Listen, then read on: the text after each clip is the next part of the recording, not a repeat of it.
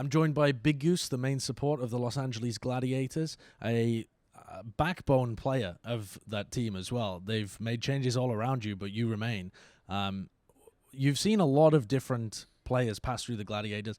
You've seen the former tank lines and DPS lines, played with Surefour, played with Fissure in the past as well.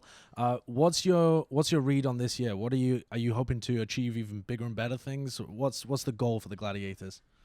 I think it's hard to say. I think this year what's different from last year's is that I feel like we have established a really good team culture and everyone really trusts each other. And I think that's going to help us improve a lot faster than other teams. And I think it's really important in the game too. I think when you look at our team, I think it's completely new team. It's almost like, I don't want to say it's almost like an expansion team from Season 2. It's almost the same. We have new tanks, we have new DPS players. All that remains is David and Faustus and Mianchas and Bishu, of course. Have you guys been working on a lot of fundamentals and this kind of stuff then? If it's a brand new team, what's that process been like in the off-season? I think we worked mostly on the fundamentals. We started practicing early January, I think, like somewhere around there, because visa issues and stuff. But yeah, I think mostly we have been focusing on like fundamentals. Lately, we have been focusing on more specific stuff. I think because we're playing the Rhine Diva. We played it for like 2 days, I think, or 3 days maybe. I think just because of our fundamentals, that's why we can adapt well in the game, I think. You say that you've only played the Rhine Diva for a couple of days. Is that how fast the meta's moving at the moment? It kind of depends. I think some people have been playing it for a longer time, but we found ways around it before, and I think not until recently, I think it like really struck to us that it's a stronger comp, and we kind of have to play it. You've just come off a brutal 2-3 loss to the Vancouver Titans. It was an incredibly close game. It was insanely entertaining from a spectator point of view, but it kind of been entertaining up there on the stage. You must have been sweating. What were some of your expectations coming into the match? I didn't really have expectations. Always try to win everything. I'm kind of more like see how it goes. But I was pretty confident in us winning the match. I think it was like if we won like last fight on Night Market, we would have another map. Yeah. But sometimes it's about all the small little details. The Vancouver Titans are a crazy, powerful team. They have been all last year as well. They pulled out some weird stuff like the Genji that Haxal was running that we haven't really seen that much from other people as well. What do you do when a team just throws a curveball at you like that? I think when it's like a curveball kind of thing, you kind of you need to figure out a way how to play against it, like pretty quickly, either right away when you see their comp or right after the first fight. I think we kind of probably underestimated the Nano Genji a little, or I don't want to say underestimated, but we kind of played wrong against it in hindsight, and we could have done a lot better. But I think it's similar to our Dorado, where we play more weirder stuff, as we had a lot more success on Dorado, I think, because of that, because they weren't also sure probably of what to play against it. Do you think that's going to be a theme for this year, to try and throw your opponents off with stranger things rather than perfecting a certain composition? I think after hero pools come out, probably, yeah. I think right now it's a lot harder. It's more about map-specific stuff, like you're not going to see weird things on King's Row just because of the layout of the map, but Dorado is more open, there's a lot more space to work with. So these comps that are very similar to Goat's comp, they're like not as good on those points. You had a very close game running all the way through, playing some weirder stuff on Dorado where you were able to get back to the victory. When you go onto the control map, it's the final map. What's running through your head there? Are you thinking all the way back to the first control map, or have you kind of adjusted to the way the Titans are already playing? What goes through your head for the final map? Not much. It's the same as usual, I think. You don't have to start overthinking things. I think looking at Nepal, I think even throughout the series, if we mirror them, I think we would win them. And that was our thought process, I think. Even though they have been established team for a very long time, and we just believe that with our fundamentals, we're a better team than some other teams, just even if we play the comp for the first time. Talk to me a bit about the support dynamic in this meta, because we have generally been seeing some Lucio, some Moira, some Batiste, Ana being played. The Titans ended up running Brigitte at some point during that as well, which I wasn't really expecting. What's your thought process on when to pick certain heroes with these current compositions? I think it's more or less, it depends a lot on the point, and sometimes control is kind of like rock, paper, scissors. I think Baptiste is mostly paired with something like Orisa 2 and stuff like that. When you play like Baptiste versus Ana matchup, you have to, if you're the Baptiste team, you have to make the fights quick because your drone has so long cooldown. So I think it's more about what teams think that what is strong in the any place, I think.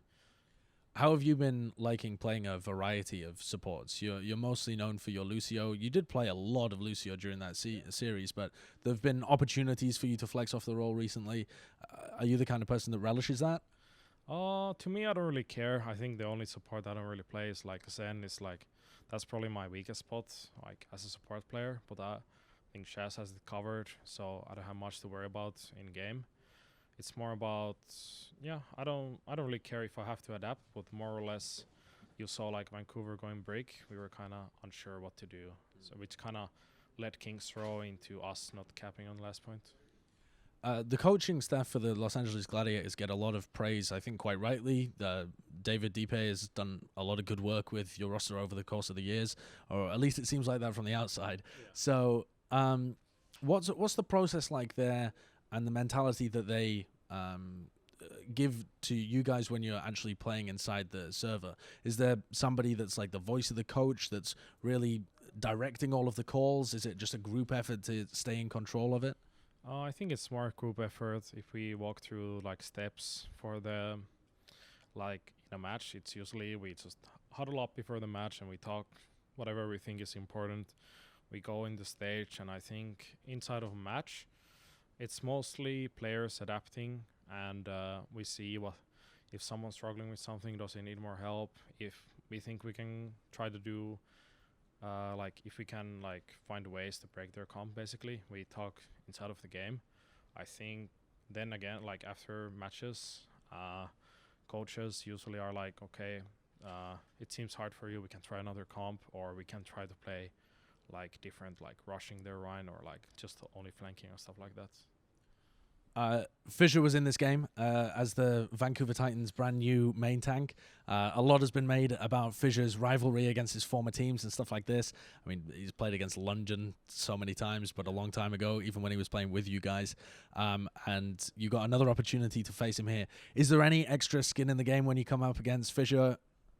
Not really. It's just funny how all the like outside like portray. Oh, it's Fissure. Oh, he's the greatest enemy of lags. Oh, get him. It's just funny to me, and I think rest of the players too. Yeah. Do you have any interest in getting a one-up over some of your other former players? Like Surefour, for example, is now going to be playing for the Toronto Defiant. Is it going to be anything particularly special when you finally go up against them? You only have one opportunity in the season, right? Because you're in Pacific and they're in Atlantic. I mean, of course, it's something I want to shit on Surefour and Hydration especially, so we'll see what happens. I don't know. We'll see. Yeah, you have one opportunity against Hydration as well, so you better catch it whenever it comes up. Better make the best out of that opportunity. Do you know when those matches are? I'm not sure about Houston, but I think Toronto is really late in the season, like past halfway, I think. I think we're supposed to play the Asia teams, but yeah, so we'll see when that happens. We don't have a game until 4 weeks from now. Yeah, we'll see. What's your thought process with that? So you're going to have like a 4-week break, did you say? Something like that? Yeah. And when you actually come back, I believe Hero Pools is going to be a thing. But I think that's the very first homestand when they actually start again, though. I could be a bit wrong with that.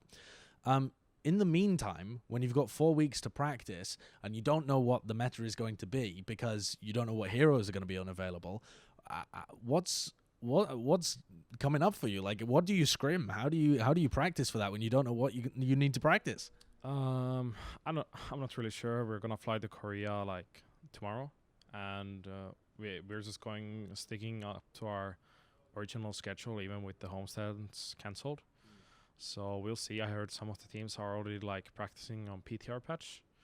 It's gonna be, I don't know, wild. We'll see what happens. It's like the hero pools make everything different, and I think they make like every week is kind of really rough for coaches and even players too. Yeah, I don't know. It's too early to say anything, I think. Yeah, it's going to be really interesting as soon as it drops, though, because it just changes up a bunch of different stuff. With the trip to Korea that you mentioned, so you're going back to Korea tomorrow in order to boot camp there, as if you would have been when you were doing your whole Asia tour?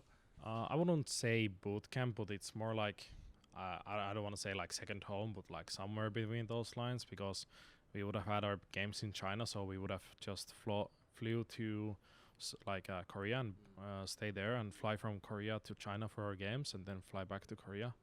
Pretty sure we aren't the only teams thinking of that, but yeah, we'll see. We'll see what happens. Do you think that the practice environment with the Korean teams, with the Korean contenders, that kind of stuff, is that a better practice environment than you might get back here, or is it just because it's close to China?